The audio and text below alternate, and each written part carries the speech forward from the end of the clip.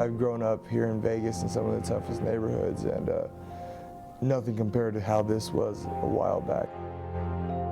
It's a lot better, way better than what it used to be.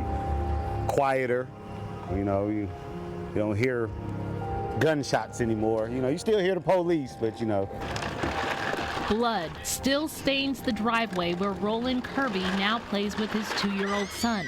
Roland just moved back into this neighborhood, having left decades ago. Back in the 90s, it was rough. It was really rough. A lot of fighting, gang banging, shootings. It was a lot of stuff going on back then. I'd spend the night over at my auntie's house for about 3 days. And in those 3 days, like I said, we'd hear a succession of like 2 different gunshot battles.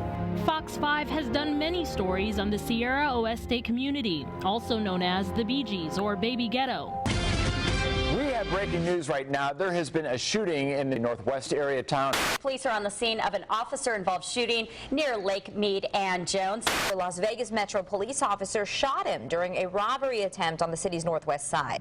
82 buildings along 5 streets, the most crime-ridden neighborhood in the Las Vegas Valley. This neighborhood has had and continues to have some of the highest firearms density calls that we have, illegal shooting calls. If you look at the firearm density maps, it is the highest in the valley. But we've reduced it substantially over the past year since Heroes United began. Heroes United started about a year ago at the Hometown Heroes Awards. As Metro accepted the Lifetime Award, they extended an invitation to the other hero organizations. Let's do something as heroes together and see if we couldn't unite and pull our resources, pull whatever it is that drives us, and say, can we make something better? Metro's Northwest Area Command called on a pastor from a nearby church, local philanthropists, and the several property owners within the small community. The first thing we did was petition the city to get brighter lights. The street lights are bright white LED. You can see everything. People feel safe. People are okay coming back from the store with their groceries. The kids are out playing till well after dark. That's something we never saw before. After brightening the streets, next was painting the curbs red. Police say the no parking zones deters drug dealers from setting up shop out of their cars, eliminating drug traffic. And the most recent addition, a gate blocking off ARPA Way.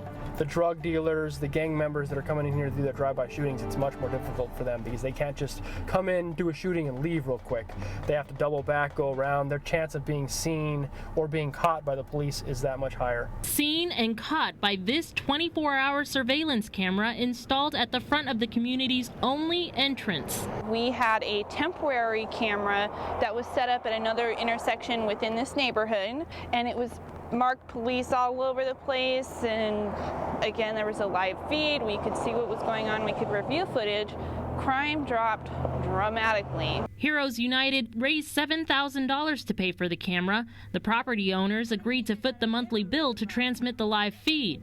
The camera is just like the cameras we see on the Strip or in downtown Las Vegas. This neighborhood will have its own live feed straight to Metro's real-time crime center.